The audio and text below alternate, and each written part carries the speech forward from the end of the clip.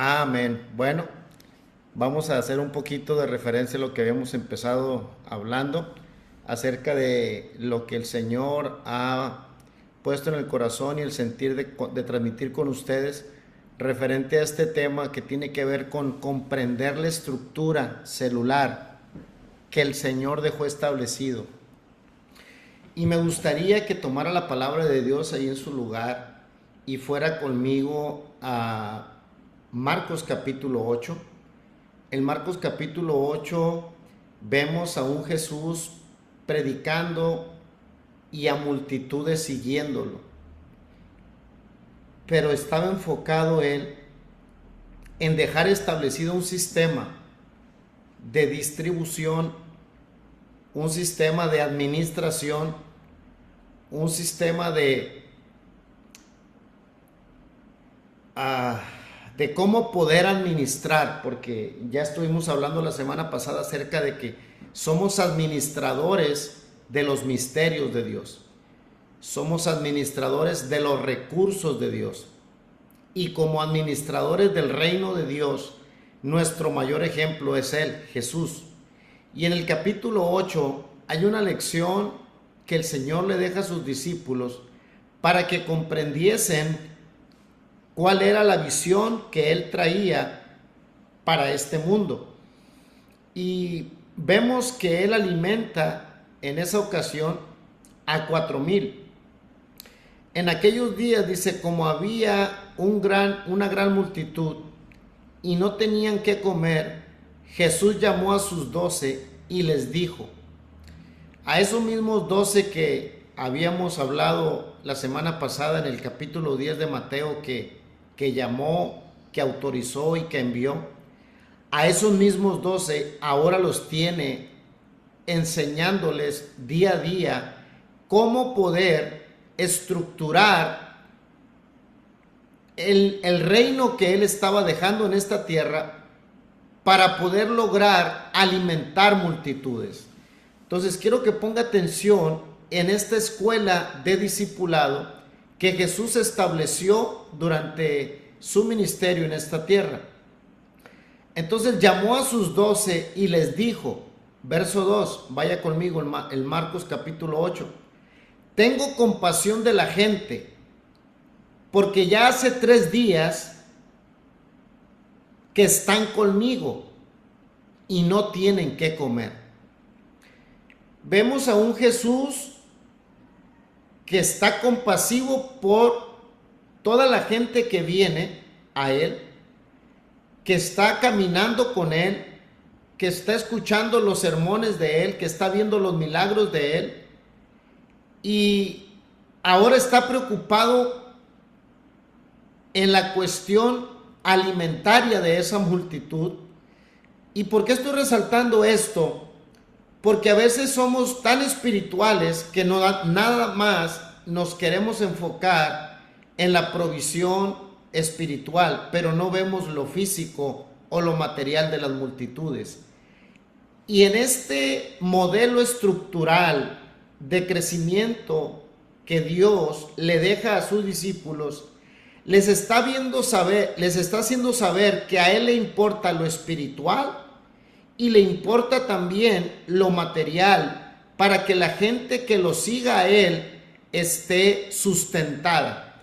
Entonces, el que nosotros tengamos una estructura bien organizada en las iglesias nos da la oportunidad de no solamente ser espiritualmente mayordomos, sino que también materialmente y físicamente poder ser buenos administradores de los recursos que Dios nos da, porque la multitud va a tener hambre, la multitud va a tener sus necesidades.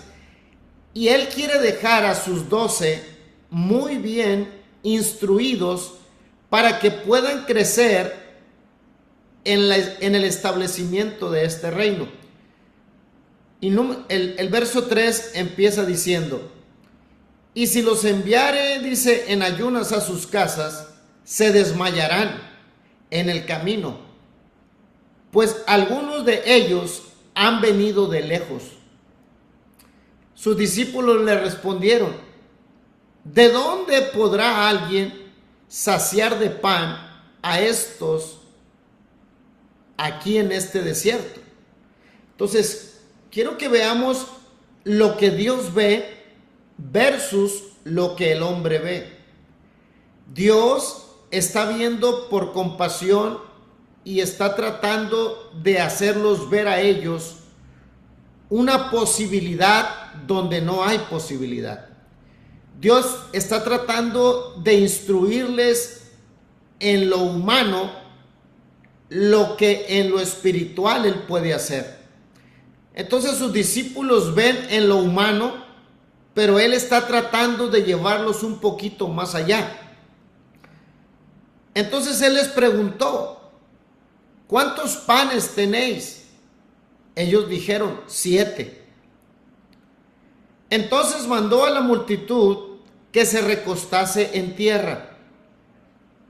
Y tomando los 7 panes, habiendo dado gracia, los partió y dio a sus discípulos para que los pusiesen delante, y los pusieron delante de la multitud.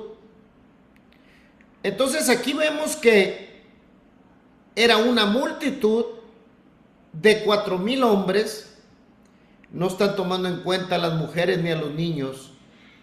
Pero el Señor está viendo la necesidad del pueblo y está preguntando qué es lo que hay entre nosotros que se puede multiplicar para que todos salgan saciados.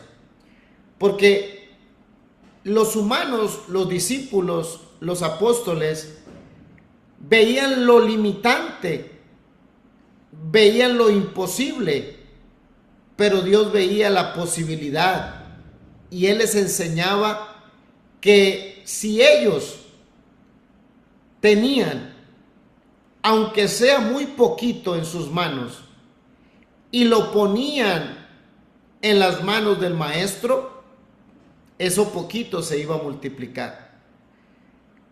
Entonces me llama la atención la estructura que Jesús usa para repartir la multiplicación. Los manda a recostar. La multitud es recostada. Yo creo que para poder estar levantando en grupos y hablarle al grupo 1, grupo 2, grupo 3, grupo 4 y así sucesivamente, que se levantaran y vinieran, porque dice aquí que habiendo dado gracias, los partió y dio gracias. Después les dio a sus discípulos para que los pusiesen delante. Y ellos, los discípulos, lo reciben de Jesús, caminan hacia la multitud y lo ponen delante de la multitud. La multitud viene a los apóstoles y los apóstoles le reparten a la multitud. También tenía, dice, unos pececillos del verso 7, y los bendijo y mandó también que los pusiesen delante. Y comieron y se saciaron y recogieron de los pedazos que habían sobrado 7 canastas.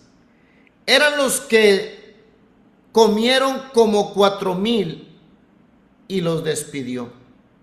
Luego, entrando en la barca con sus discípulos, vino a la región de Dalmacia. Pero mire, analicemos este pasaje de la siguiente manera. Lo poquito que hay, lo ponemos en las manos del maestro. El maestro lo toma, levanta sus ojos, hace la multiplicación y reparte a sus apóstoles. Los apóstoles toman el pan, toman los peces y lo ponen frente a la multitud. La multitud lo toma y lo reparte. Es aquí donde podemos ver cómo en la administración de los recursos del Señor lo da el Señor a sus discípulos y sus discípulos a la multitud. Nosotros como autoridades, nosotros como pastores, nosotros como líderes, tomamos obviamente del Señor, como lo explicaba en el Salmo 137, primero la unción, la visión viene en la cabeza, luego baja las barbas y luego baja la multitud. Cuando la provisión que viene del cielo y los recursos se multiplican por el poder de Dios y se da una distribución correcta donde cada quien está cumpliendo con su función, yo, el Señor dice, tomo la provisión, la multiplico y la regreso a mis servidores a la multitud y la multitud le da al resto del pueblo. Entonces, por eso es importante que cuando nosotros tenemos una visión clara a dónde vamos, la compartamos con la gente que está bajo nuestra autoridad y de la misma manera la gente que está bajo nuestra autoridad la comparta con el pueblo, porque es ahí donde ocurre el milagro de la multiplicación. El milagro de la multiplicación es cuando usted le entrega a Dios su vida, sus talentos, su ministerio, su liderazgo, sus recursos. Dios los toma, los multiplica, regresándoselos a usted después de haberlos bendecido, y usted le da a sus líderes y sus líderes le dan a la multitud. Ahí es donde ocurre la multiplicación. Cuando uno transfiere de lo que Dios me dio, lo doy. Porque Dios ama al dador alegre. Porque es mejor dar que recibir. En el dar está la multiplicación. Si los discípulos hubieran ido a ellos, tal vez se hubiera parado la multiplicación. Pero dice que la gente, ellos lo pusieron al frente, la gente tomaba. Entonces esto es la lógica.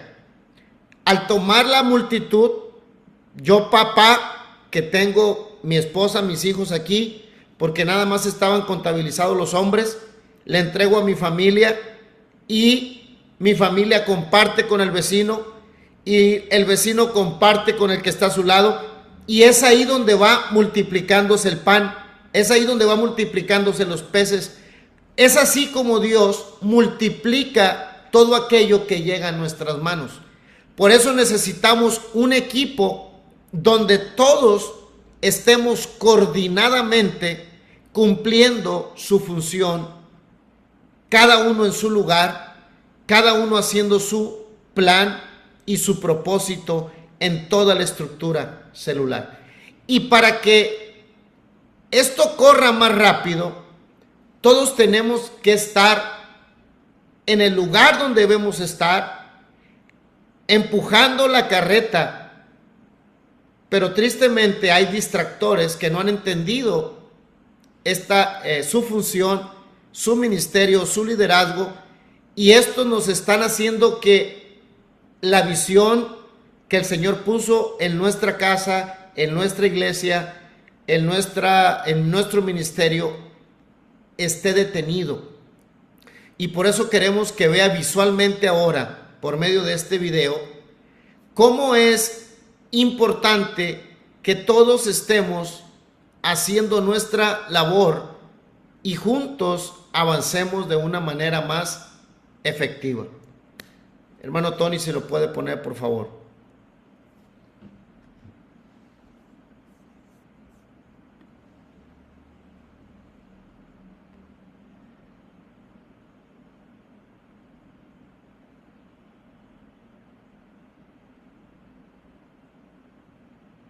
¿Sí se escucha? Perdón.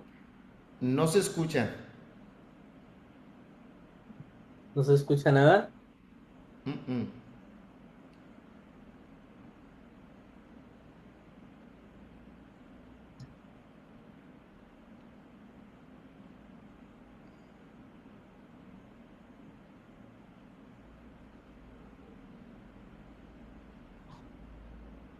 ¿Sigue sin escucharse? Perdón. Sí, no, no se escucha.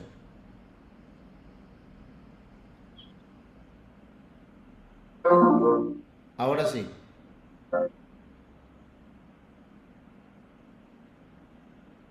Bueno, se va y se viene. No sé si es mi caso, pero déjenlo así corriendo visualmente, lo vamos a comprender.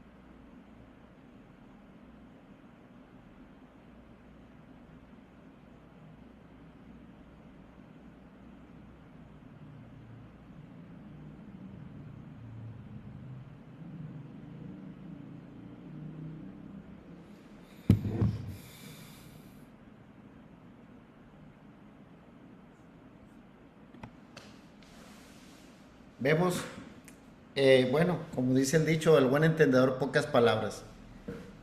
Si no aprendemos que el trabajo en equipo es empujar todos la carreta, otros van a correr más rápido. Y es ahí donde nosotros tenemos que entender que por esa razón, cada uno en su lugar tiene que saber hacer lo que tiene que hacer. Y hoy voy a compartir el resto de lo que empezamos a hablar la semana pasada acerca de cómo podemos administrar esta estructura. Y dijimos que íbamos a empezar con el nivel básico, porque muchos de los que están aquí tal vez están ahí. El nivel básico tiene que ver con eh, una administración donde tal vez tengamos entre 4 o 5 grupos en las iglesias o tal vez tengamos menos. Pero después viene un nivel medio y por último viene el nivel avanzado. Pero para poder comprender un poquito cómo cada uno en su lugar y en su momento tiene que saber hacer lo que tiene que hacer y cuándo lo tiene que hacer, tenemos que comprender de raíz primero que como administradores tenemos que aprender a dirigir, a organizar y a ordenar. Dios es un Dios de orden y como lo mencionaba la clase pasada, desde que Salomón vio a la iglesia, la vio organizada. Aunque para nosotros sea muy difícil organizarnos por nuestra cultura o por nuestra falta de cultura más bien, la Biblia ya nos vio organizados. El Señor ya en el ministerio que nos entregó ya nos vio organizados y así tenemos que hacerlo nosotros. Entonces, para implementar con éxito la estrategia de Jesús en las iglesias, se necesita esto, una administración efectiva. ¿Qué es una administración efectiva?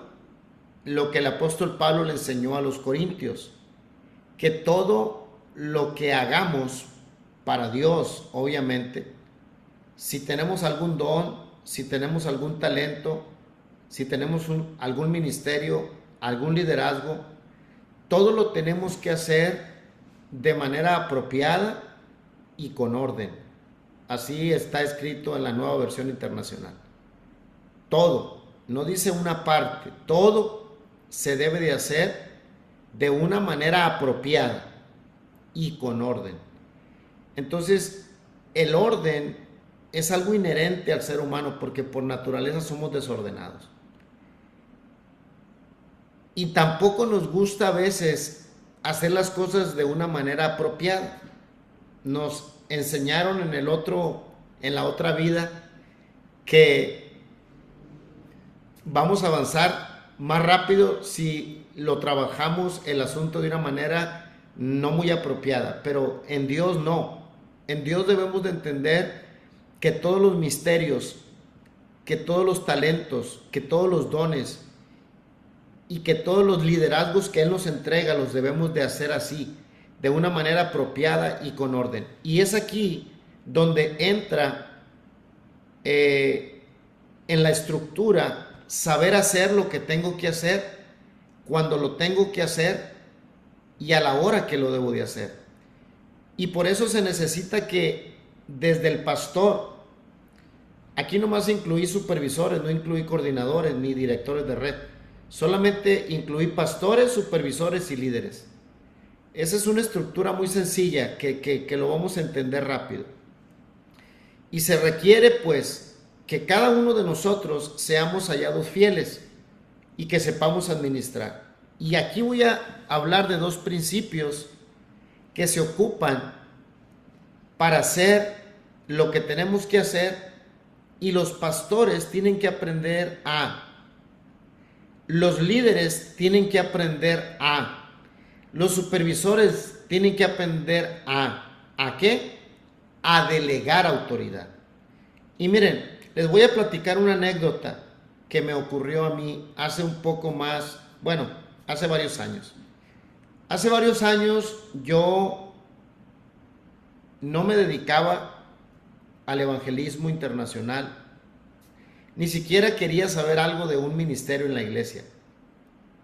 Yo tenía negocios, tenía empresas y en una ocasión uno de mis trabajadores empezó a vender material cristiano. En aquel tiempo se usaban los CD, los DVD, y él empezó a vender material cristiano y se empezaron a abrir oportunidades de presentar salmistas de un grupo y traerlos a Mazatlán, aquí a nuestra entidad donde estamos en Sinaloa. Y venían ellos, nosotros presentábamos, yo como empresario invertía de mis recursos para que se hicieran los eventos cristianos, porque en mi mente el Señor puso una visión en aquel tiempo, donde el Señor me dijo, me gustaría que a una sola voz todos los grupos cristianos, independientemente de la denominación o el concilio que representaran, se unieran y me alabaran. Entonces, así esa visión que Él puso en mí, Entonces, en pocas palabras, lo dije así y así lo desarrollé. Empecé a invitar a todas las iglesias cristianas a reunirnos en diferentes lugares y a una sola voz unirnos a exaltar el nombre de Jesucristo, sin ningún fin de jalar gente para la iglesia donde yo pertenezco, ni tampoco lo hacía con el fin de hacer dinero. Solamente lo que el Señor puso en mi corazón es que todos juntos nos uniéramos a alabarlo. Pero para eso se ocupaba invertir, se ocupaba pagar vuelos, se ocupaba pagar escenarios, todo lo que solicitan.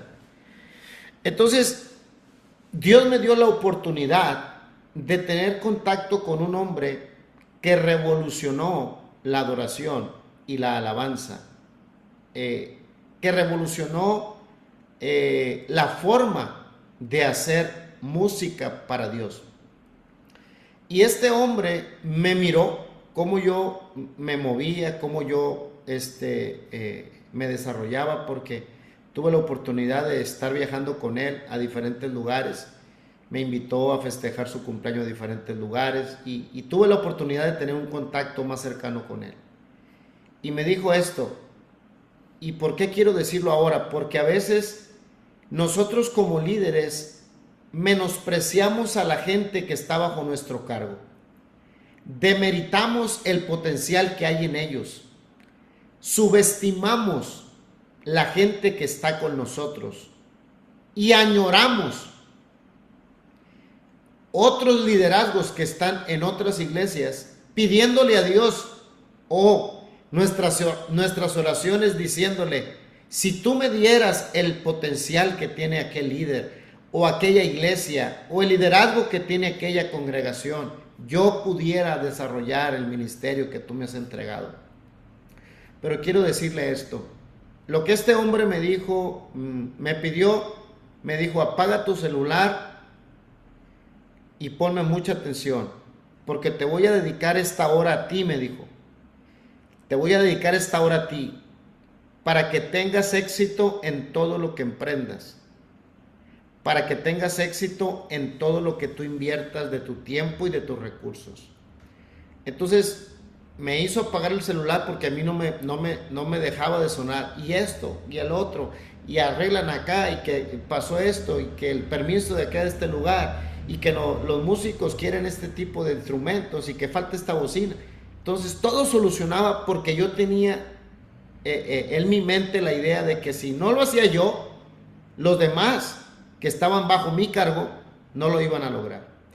Entonces, mucho líder tiene esta idea: yo solamente sé hacerlo, y si suelto esto, aquellos que están bajo mi cargo no lo van a poder hacer. Entonces, esta palabra delegar me la explicó él de la siguiente manera. Delegar autoridad, me dice, es agarrar recurso, $5, y pedirle a alguien que está bajo tu autoridad: tráeme la revista que venden en la esquina. Es un ejemplo. Así me la puso él. Me dijo: tráeme las noticias que se están en el periódico, pero pues ya no hay periódicos en ningún lado ahorita, ¿verdad? Ya los periódicos, ya todo es virtual. Pero él me dijo: ten, aquí está el recurso, tráeme esta revista, la venden en la esquina. Eso es delegar, me dijo. Dar recurso, dar visión de lo que quieres y dar la dirección. Entonces la persona que está bajo tu cargo va a tomar el recurso, va a tomar la visión y va a ir a la dirección que tú le encomendaste. Pero resulta que ahí no encontró la revista. Va a regresar contigo y te va a decir: aquí está el recurso, fui a traer lo que me pidió, pero no hay ahí en la esquina. Querido líder, pastor, ministro, encargado de grupo, supervisor de grupo que estás aquí ahora, eso es delegar a una persona una autoridad.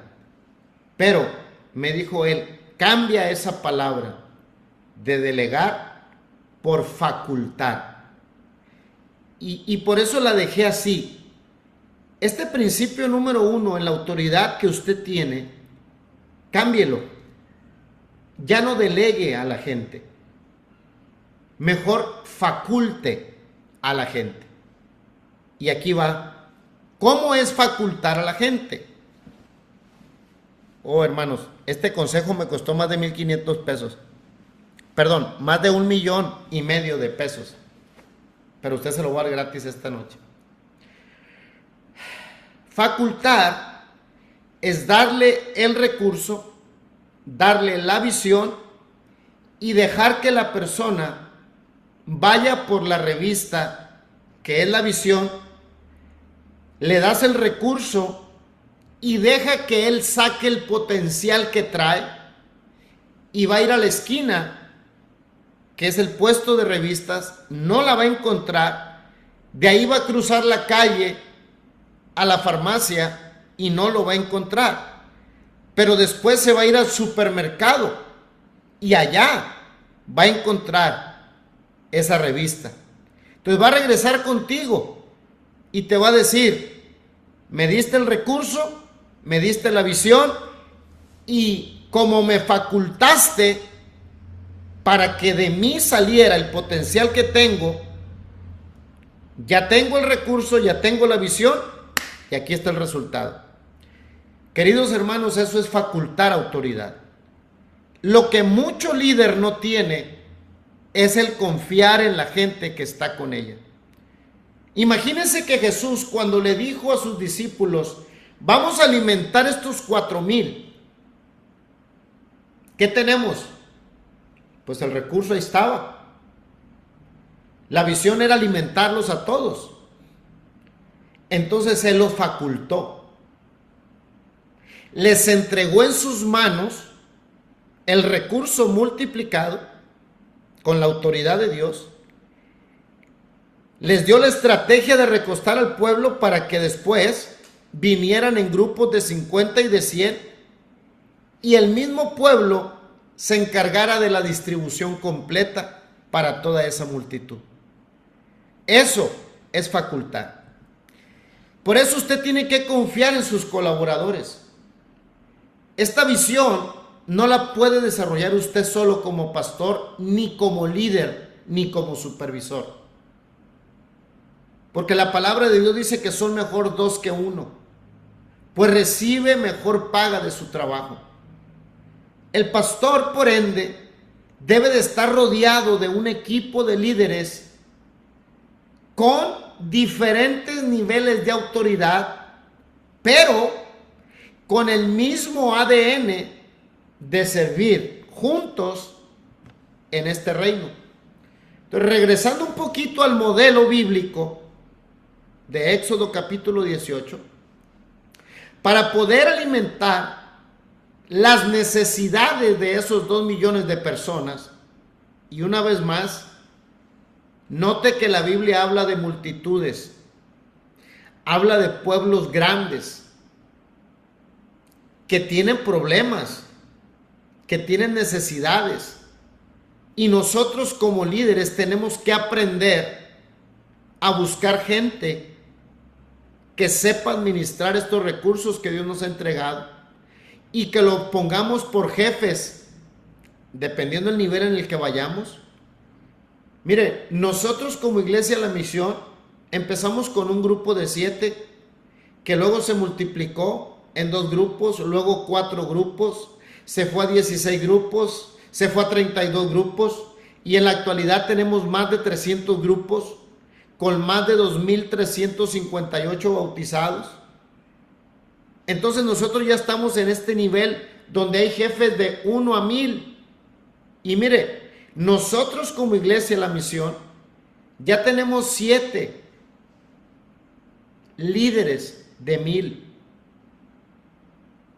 y solamente tenemos 2,500, 2,358, porque le acabamos de entregar al distrito 4 iglesias, y el año pasado entregamos otra, y el antepasado entregamos Concordia, y ahí nos podemos ir. hemos entregado más de 15 iglesias al distrito, pero en la actualidad tenemos una estructura donde hay 7 directores de red, que son los que dirigen de 1 a 1000. Pero debajo de ellos tenemos los jefes de 100, que son poco más de 30. Pero debajo de esos coordinadores de 100, jefes de 100, tenemos los jefes de 50, que es donde muchos de ustedes están ahí, en ese nivel, con supervisores de 5 grupos por lo menos, donde cada uno de esos grupos tiene 10 personas. Ahí donde aparecen los jefes de 50 y los jefes de 10. Pero este modelo lo podemos encontrar como en el pueblo de Israel ya se desarrolló esta estructura, donde había gente que lidiaba con problemas de 1000, había gente que lidiaba con problemas de 100, había gente que ayudaba a 50 y había otros líderes de grupo que ayudaban a 10. Y siempre podemos ver que Dios mantiene este orden. Y si vamos a la palabra de Dios en el libro de Mateo, cuando habla de la alimentación de los 5000, vamos a encontrar lo mismo. 5000 alimentados, sin contar mujeres y niños. Los 12 apóstoles llevándolo multiplicado por Jesús a grupos de 50 y de 100. Vuelve a aparecer los jefes de 100, los jefes de 50 y obviamente los de 10, que son los discípulos, que eran 12, y toda una multitud de 5000 hombres, sin contar mujeres y niños. Entonces, este modelo, hermanos, es la base para organizar el equipo de líderes local. Y ahí se va a ir adaptando conforme el tamaño de la iglesia que usted represente o tenga. Dicho sea de paso, si tú estás aquí y no eres pastor, y a ti te gustaría que tu pastor trabajara así, tú necesitas orar por tu pastor para que Dios le dé el entendimiento y que comprenda las escrituras como el Señor alimentaba a estas multitudes y cómo el Señor demostraba a sus discípulos cómo tenían que trabajar. Entonces, en este nivel básico que yo les prometí que hoy íbamos a hablar, es el pastor donde está como supervisor, no hay otro, es el pastor como supervisor, y debajo de él hay 5 líderes, hay 4 líderes, hay 3 líderes. Este es el nivel básico. Solamente un hombre que supervisa a 4 líderes más. Este es el nivel más básico que hay. Y si no tiene 5 líderes, pero tiene 2 líderes, él sigue siendo el supervisor. Si no tiene más que un líder, él sigue siendo el supervisor. Pero siempre debe de tener la estructura de una manera flexible, donde pueda estirarse para crecer más. No la tenga muy justa, hágala flexible. Entonces, si usted ya tiene más de 5 grupos, usted ya se tiene que multiplicar. Subir usted como coordinador y poner 2 supervisores, con 3 y con 2 grupos, o con 3 y 3, poniéndoles una meta para que de ahí a 6 meses esos 3 y 3 grupos se multipliquen a 6 y 6. Y esta estructura, cuando usted la mantiene flexible, el Señor le va confiando más. Porque recuerde que la multiplicación está en compartir. Dios no multiplica lo que no se comparte. Dios multiplicó 7 panes, 7 peces según Marcos capítulo 8. Usted puede ir a Mateo capítulo 15 también, o puede ir a Marcos capítulo 6. O sea, hay bastantes explicaciones de cómo el Señor lo poquito lo multiplicaba, pero lo daba, lo entregaba a sus discípulos, y luego los discípulos lo entregaban al pueblo. Y es ahí donde podemos ver que al dar, es como se multiplica. Entonces usted como pastor, número uno, tiene que facultar esa autoridad espiritual a gente que ha sido fiel, que está ahí con usted.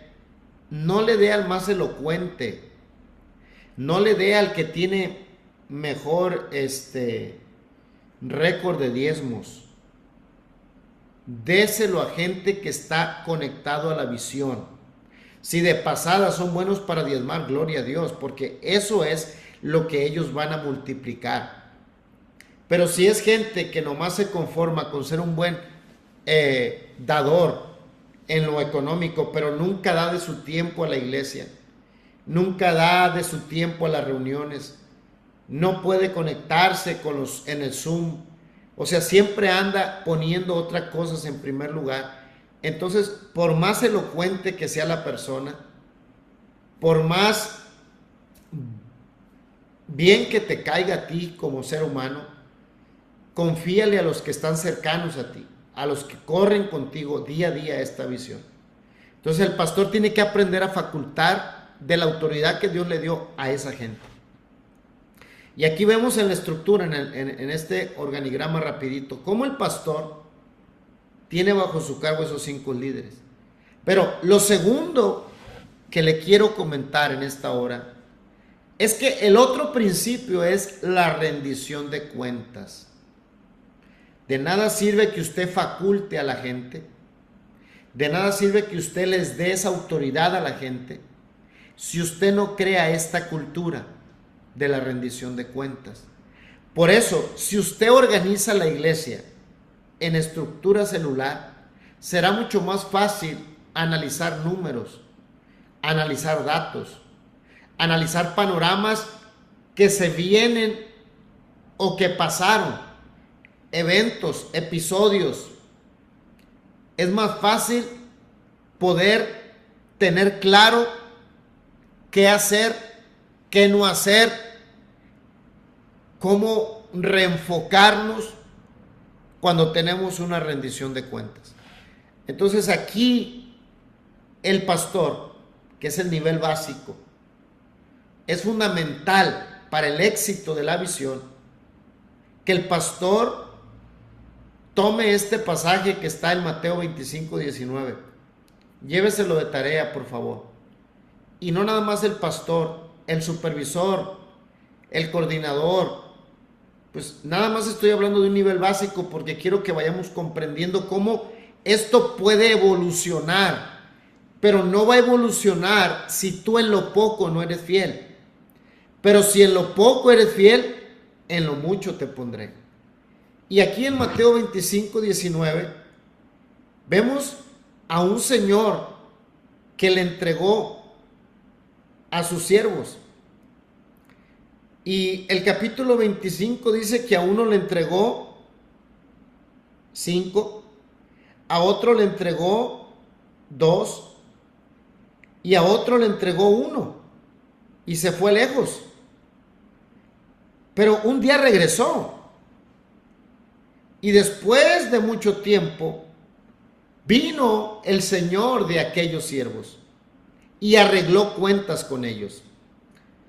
Dios primero les pregunta a sus apóstoles en Marcos 8, ¿qué tenemos de recursos? 7 panecillos. Tráiganlo. Levanta, bendice, regresa, se multiplica. Y cuando terminaron todos de comer, ¿qué dice la palabra? Preguntó, ¿cuánto sobró? Y sobraron 7 cestas. Hubo una rendición de cuentas. Me trajeron, lo multiplico, lo bendigo, lo regreso multiplicado, lo reparten al pueblo y hay una rendición de cuentas. ¿Cuánto sobró? Entonces, como pastor, usted tiene el derecho espiritual de entregar autoridad, de facultar a su liderazgo. Como líder, una vez que tu pastor oró por ti, tú tienes facultad espiritual para dar de gracia de lo que de gracia recibiste. Pero también el pastor tiene derecho legal de traer la rendición de cuentas, de pedir cuentas de la mayordomía. Porque en toda la palabra de Dios yo no encuentro a un Jesús soltando sin luego pedir cuentas. Siempre el Señor en varias parábolas y Él mismo con sus apóstoles los envió, les dio autoridad, les dio instrucciones, fueron, oraron por enfermos, liberaron demonios, vinieron de regreso y el Señor les pregunta cómo les había ido. Rendición de cuentas. Señor, los demonios se nos sujetan en tu nombre. Sobre los enfermos poníamos las manos y sanaban en tu nombre y en tu nombre. ¿Y qué les dijo el Señor? Que eso no les impresione. Preocúpense porque sus nombres estén escritos en el libro de la vida. Vea, rendición de cuentas, siempre. Entonces, estos dos principios tienen que usted saber operar en ellos. Número uno, facultar la autoridad delegada que Dios le ha entregado para que esto se multiplique. Y número dos, después de haberse alimentado esas multitudes, una rendición. ¿Cuánto sobró? A ver, traigan acá lo que sobró. Ya dieron a todos, ya comieron todos, Señor. No faltó, nadie faltó. Ok, recojan lo que sobró. Siempre el Señor está atento a esto. Y en esta parábola que estamos viendo en Mateo capítulo 25, está hablando de una parábola de talentos, donde ese señor se fue lejos, pero luego, después de mucho tiempo, vino el Señor de aquellos siervos y arregló cuentas con ellos. Si usted es bueno para soltar, pero es muy malo para llamar a cuentas, esta estrategia y esta estructura celular no va a funcionar como tal. Entonces, cuando aquellos llegaron, el que había recibido 5 trajo otros 5. El que había recibido 2 trajo otros 2. Y así sucesivamente. Usted conoce la historia. Entonces, usted como pastor, usted como líder tiene un lugar donde puede evaluar al seguimiento de la estructura en la reunión del MIT, donde usted ministra, donde usted evalúa, donde usted empodera y donde usted traza. Y es aquí donde la rendición de cuentas, después de haber facultado esa autoridad, usted les pide cuentas cada semana. Y este es un espacio ideal para poder analizar lo que está ocurriendo en los grupos de amistad. Aquí le presento yo cómo a través de los reportes hay rendición de cuentas. Entonces, es importante llenar un reporte. Por más simple que parezca, ay, ¿para qué? Y hay gente tan bíblica que dice, ¿para qué quiere saber mi mano izquierda lo que hace mi mano derecha? Hermano, estamos hablando de los recursos del reino. Estamos hablando de los talentos que Dios da, de los misterios que Dios nos entrega. Y por ende, el líder tiene que rendir cuenta. Y el pastor tiene que llamar a cuenta a sus supervisores. Y el supervisor tiene que llamar a cuentas a sus líderes. Entonces, todos en su lugar. Mire, el líder al supervisor, el supervisor al pastor. Y el pastor obviamente tiene que rendir cuentas a Dios o al distrito o a la autoridad suprema que él tiene. Pero aquí en este reino no hay llanero solitario. Tenemos que estar siempre con esta mentalidad. Por eso estos dos principios que hoy quise tocar son necesarios. Y el pastor es aquí donde cumple su mayor función. En facultar la autoridad espiritual y en entender que el derecho legal que Dios le ha dado como autoridad a esa casa, la tiene. Tanto en lo espiritual como en todo lo demás que el Señor le entregue para esa visión. Y este es un ejemplo de un reporte que nosotros hacemos. Ahí ponemos el nombre del líder, ponemos el nombre del Timoteo, ponemos en qué sector está, qué hermanos están asistiendo, si oró, si leyó la Biblia, si ayunó en la semana, si hubo una ofrenda que se levantó en el grupo, quiénes fueron los que fueron a congregarse esa semana. No los visitantes, los que ya tienen tiempo congregándose, pero no son bautizados. Pero también viene otra parte acá abajo que dice visitas, que esporádicamente llegó, no lo invitaron o lo invitó uno y ahí está como visita. Ese es una persona que llegó hoy y ahí lo anotamos. Pero los congregantes son aquellos que ya tienen un rato viniendo, pero que todavía no se han bautizado. Y los que ya son hermanos, pues ya son los que tienen compromiso con la iglesia. También ahí viene un resumen de lo que se va a hacer durante la semana y a quién se le va a delegar o a quién se le va a invitar a que vaya y visite a la hermana fulana que no está aquí. Usted puede agregar en este reporte un sinnúmero de cosas que usted quisiera evaluar. El punto es que cada líder, por medio de este reporte, está rindiendo cuentas a su supervisor inmediato o tal vez a su pastor que funge como supervisor. Esto es algo que semana a semana se hace. Pero también hay un reporte semanal por supervisión.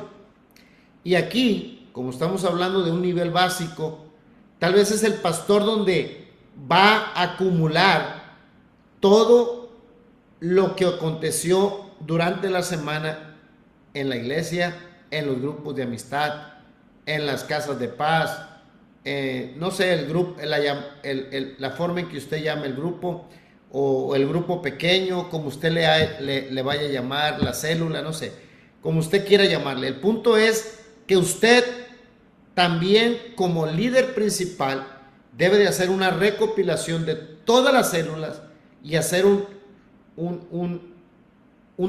totalizar, porque es la única manera de poder ir evaluando cómo vamos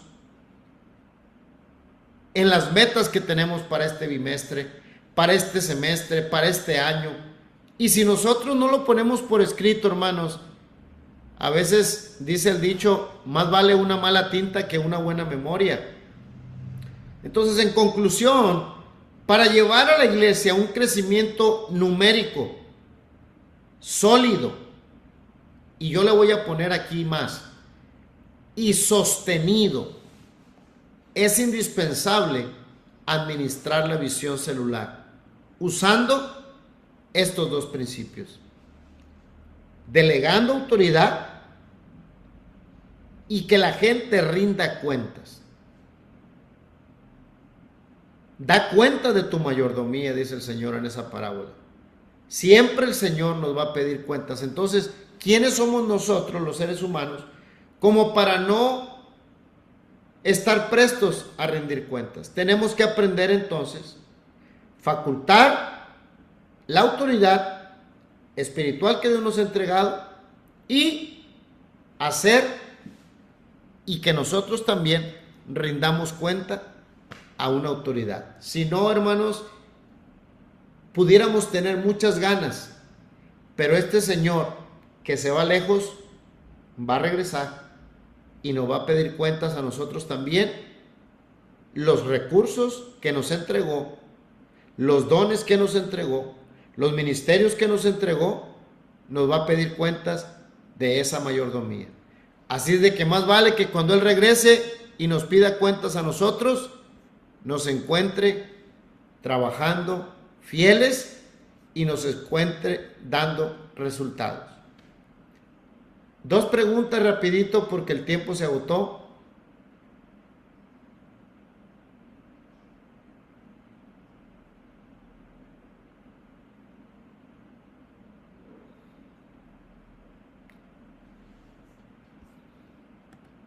Siervos, siervas.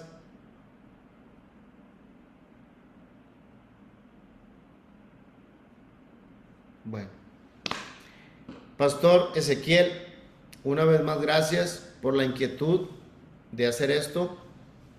Y primeramente Dios, la semana que entra vamos a hablar sobre las responsabilidades del líder, sobre las responsabilidades del supervisor.